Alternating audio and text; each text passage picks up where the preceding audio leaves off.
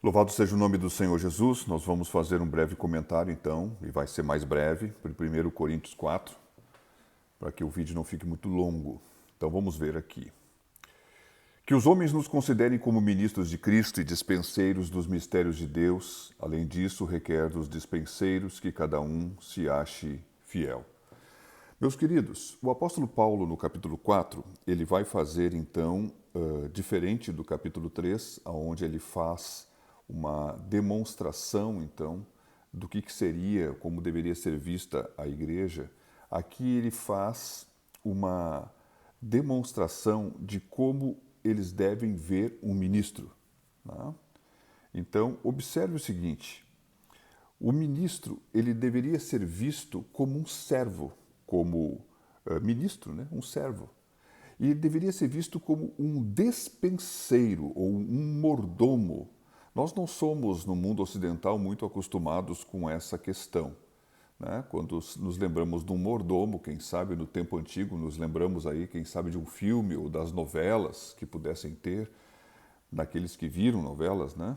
Mas a grande verdade é o seguinte: um mordomo, ele não é o dono e ele não provê os recursos, mas ele tem os recursos providos pelo dono. Ele é colocado numa posição aonde ele deve exercer uma administração em nome daquele que o colocou. Bom, quem colocou os apóstolos foi Deus.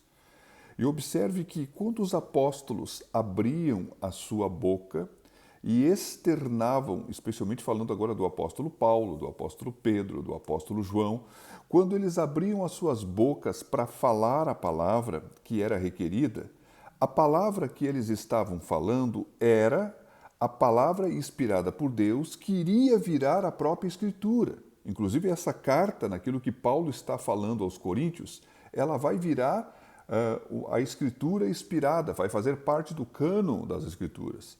E falando assim, então, nós olhamos que quando eles abriam, como mordomos, a sua atitude de ser um provedor de comida, eles falaram então de diversos tipos de comida, como aquele que vai lá na despensa e dá ao povo de comer, não sempre a mesma comida, mas ele diversifica a comida segundo a despensa que foi colocada pelo Senhor.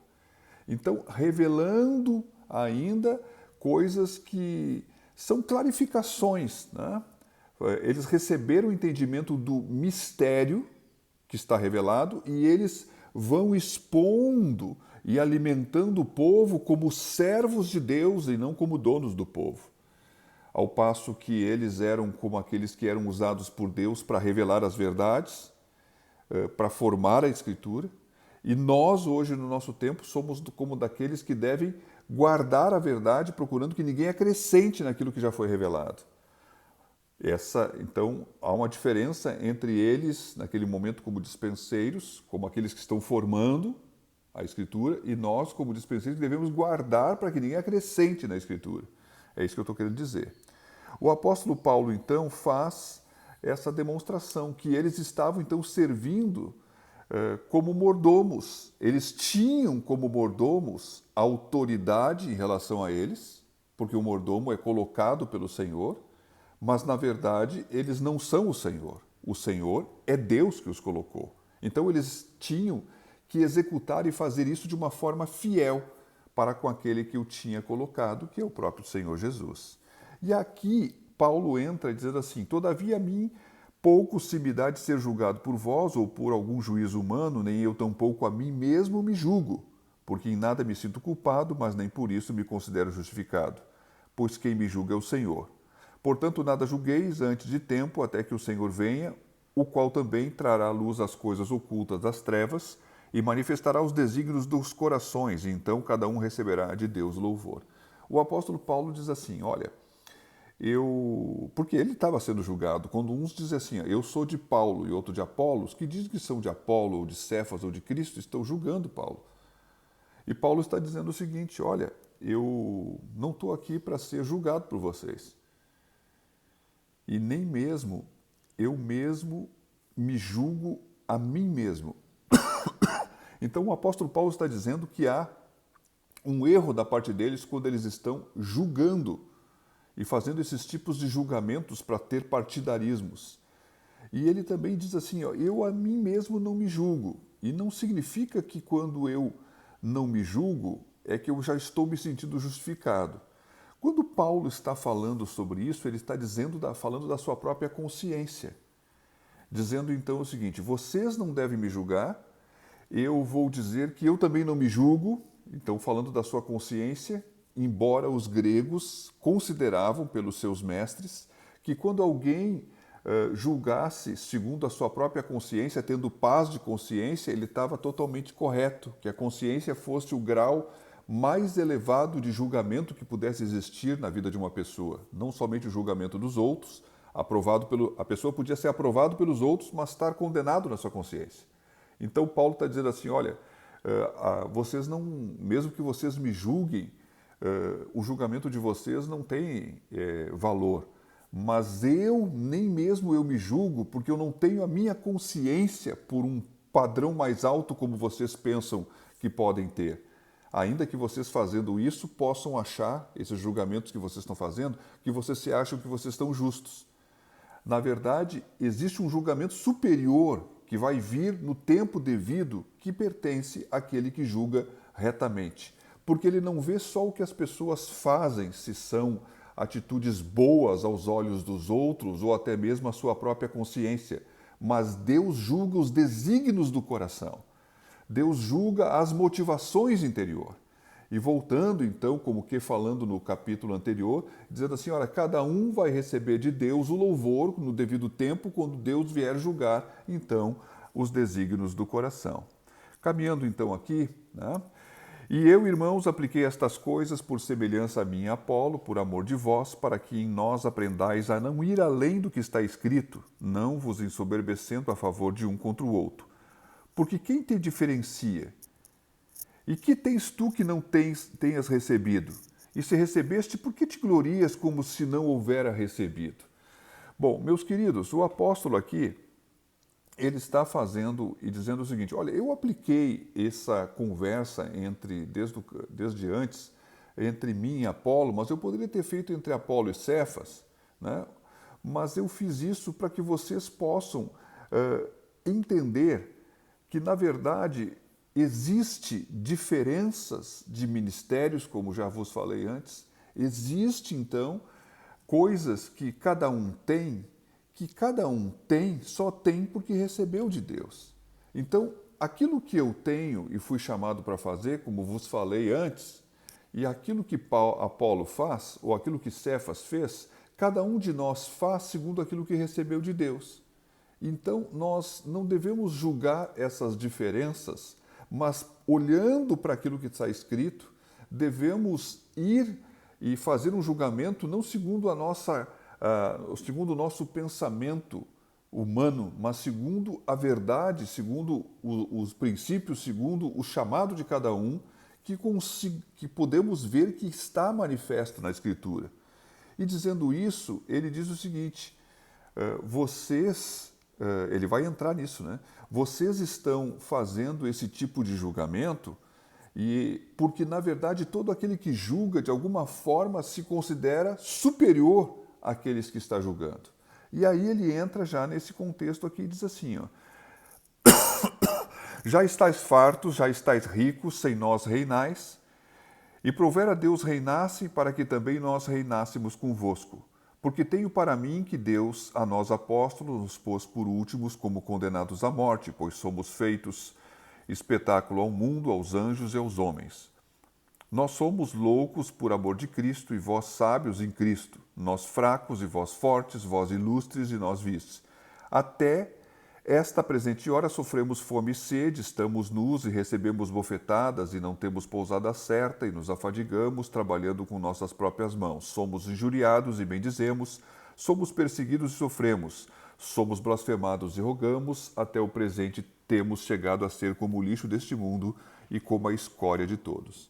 O apóstolo Paulo, quando ele colocou lá no primeiro versículo a manifestação de ser um servo, né? Ele estava usando uma palavra grega que falava daqueles homens que, como servos destinados à morte, como escravos, trabalhavam remando debaixo de tutores que os fustigavam. Então ele se coloca numa posição de uma serventia, e uma serventia ao ponto até de levar, de servir até o ponto de morrer naquilo que está fazendo. Aqui ele vem se colocar e falar dele e dos apóstolos como alguns, né, como pessoas que exerciam um ministério diante de Deus em favor deles, como aqueles que vão para uma arena, como um espetáculo. Ele está fazendo uma menção assim, fazendo uma comparação do tipo de trabalho e de vida que os apóstolos levavam e o tipo de vida, né, que os coríntios levavam. Na verdade, fazendo um contraste entre as privações, as perseguições e todos os sofrimentos e tudo aquilo que era como que parte dos sofrimentos de Cristo que estavam e eram vistos na vida dos apóstolos e que não estavam sendo vistos na vida deles.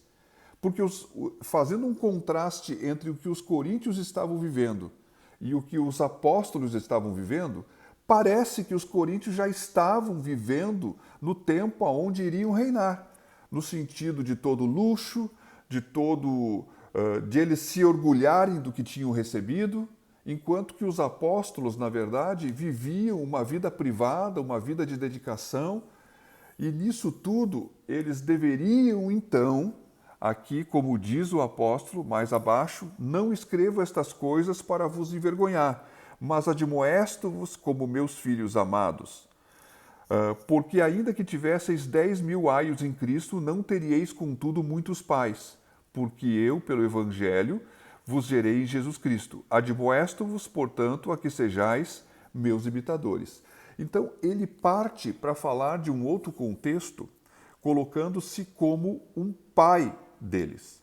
Ele diz assim, ainda que vocês tivessem muitos... Essa palavra aio, nós sempre pensamos daquele que vai na frente para um casamento.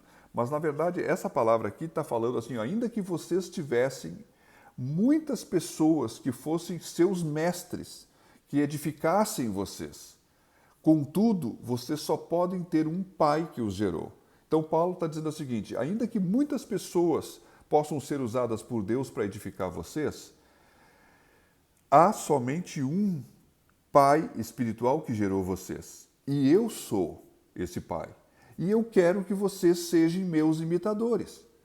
E nesse sentido, Paulo, então, depois de ter sido duro com eles, ou irônico com eles, questionando o tipo de vida e de orgulho que os fazia na sua folga, então, ao ponto de não padecer os sofrimentos de Cristo, viver para julgar aqueles que estavam sofrendo em Cristo por amor deles, sendo servos e ministros fiéis de Deus, como mordomos e dispenseiros, o apóstolo Paulo se apresenta como um pai cujo amor tem para com eles, sendo que quer que eles sejam imitadores, porque é normal que os filhos imitem os pais. Vocês devem andar nas mesmas pisadas que eu estou andando, porque eu também ando nas mesmas pisadas que Cristo também andou. Na verdade, há um padrão, há um estilo, há um caminhar cristão que deveria estar formado na vida dos coríntios, assim como estava nos seus pais espirituais, como mordomos,